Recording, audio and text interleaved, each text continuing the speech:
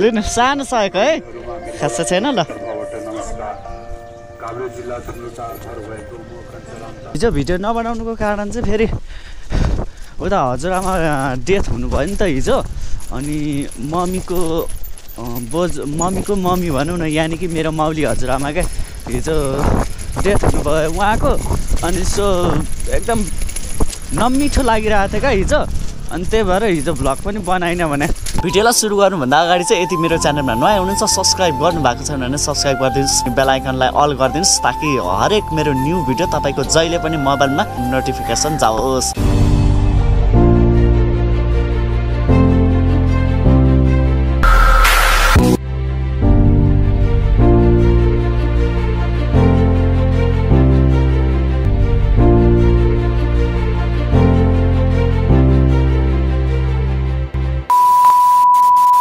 So hello everyone, नमस्ते welcome back to my channel के छ सबजना सन्चै अनि आराम हुनुहुन्छ नि है सबजना सन्चै अनि आराम हुनुहुन्छ ल म पनि एकदम ठिकठाक छु है 10 बजे लागिसक्यो है सो फटाफट निस्किसकेको छु सो आज चाहिँ ट्याउलाफाट जानु छ क्या आज चाहिँ सो यहाँ हिजो गरिरहेको ठाउँमा चाहिँ आज सरादे छ अरे क्या अनि सरादे भएको कारणले चाहिँ आज त्यहाँ काम नगर्नु भनेर चाहिँ भनेको थियो सो त्यही भएर चाहिँ आज चाहिँ ट्याउलाफाट जान लागेको अनि आज चाहिँ भ्लग पनि हाल्नु पाएन भने के गर्नु गाह्रो छ एक झोला लुगा बोकेर हिँड्नुपर्छ यहाँ मेरो मात्रै छैन कि यो त्यहाँ साथीको पनि छ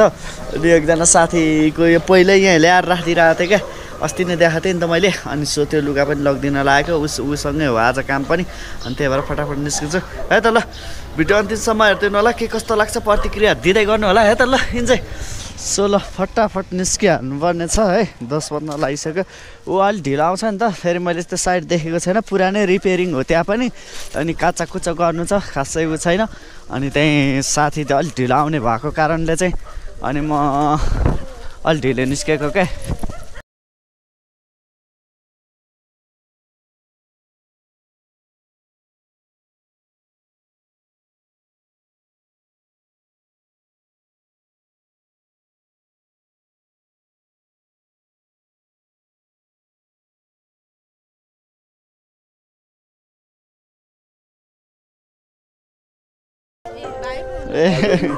लिनु सानो सकेको है खासै छैन ल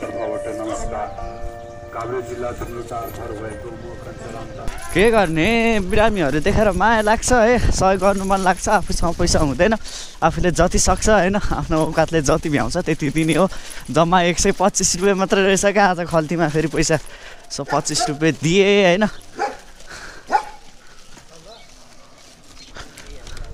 अब दिन त मन धेरै थियो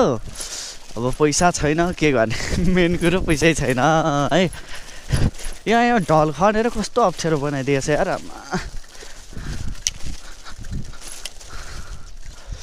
के छ त है खाना खानुभयो भर्खर आज खानसाना खाएर निस्के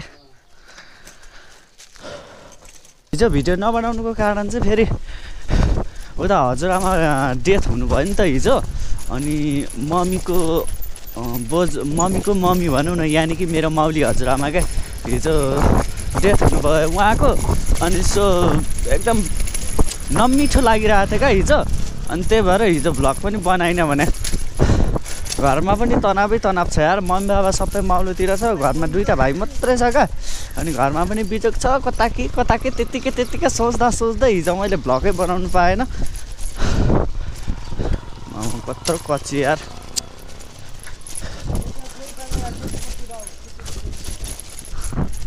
के हो यहाँ त उता बाटो छैन क्या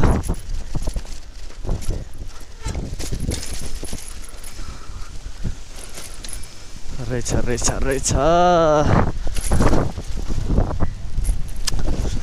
यो खानसाना खाएर निस्केपछि पुरै हुन्छ त्यो पुरानो घरको धुलोले गर्दाखेरि घाँटी दुखेर यस्तो गाह्रो भएन भने पुरै धुलोको काम गर्नुपर्छ नि त पुरै कहिले वर्षौँदेखिको बसिरहेको हुन्छ धुलो अनि त्यो धुलो त मजाले खाइन्छ भने दिनभरि मास्क लगाए पनि कहाँबाट छिर्छ क्या अनि त्यही भएर घाँटी दुखेर कस्तो भएको छ यार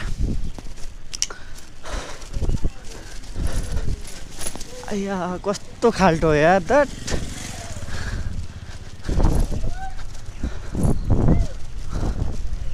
बाटो त के हो यार खान्दाङ र खुम्दुङ के हो यो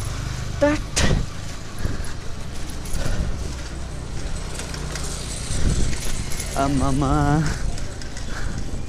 धेरै भएको थियो यता नआएको पनि आमा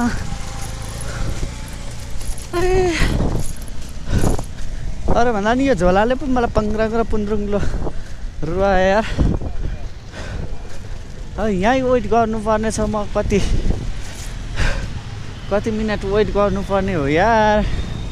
एकछिन वेट गरौँ होइन सो अलराइट गाइस ल युट्युब खोल्यो कि भागिहाल्छ यार टक्का लाएर ल अहिले चाहिँ निस्किन लागेको सो कामबाट है दिउँसो कामहरू देखाउँछु भने त्यसो भाइ होइन सो उहाँ गएको ठाउँमा चाहिँ काम भएन क्या अनि फेरि यता अर्को ठाउँमा चाहिँ हामी ट्रान्सफर भयो होइन सो ल मेरो साथी चाहिँ उता रेडी हुँदैछ ल हेलो रेडी हुँदैछ सो अब निस्किन लागेको हिजो चाहिँ भ्लग बनाउनु पाएन हिजो स्याड थिएँ होइन सो हिजो हजुरआमा बिच्नु भएको थियो नि त सो मेरो मम्मीको आमा यानि कि मेरो माउली हजुरआमा सो हिजो डेथ हुनुभएको थियो सो त्यही भएर चाहिँ हिजो भ्लग ल्याउन सकिनँ है सो त्यही हो ल निस्किन्छु है त टक्का लाएर रुममा आइसक्यो है आज पनि खासै भ्लगिङ त गर्नु पाएन हल्का साइक्लिङ गर्नु पाएँ सो भोलि पनि त्यही हुन्छ होला होइन सो त्यही हो हिजो चाहिँ भ्लग बनाउनु पाइएन अब रुममा आइसकेको छु खानसाना खाएर सुत्ने आज त्यो टाउको नुहाएको कस्तो चिसो पनि लागिरहेछ नि घाँटी दुखेर कस्तो गाह्रो भइरहेछ क्या सो त्यही भएर चाहिँ तातो पानी लिँदै म रुममा बसिरहेको छु है भर्खर आइपुगेको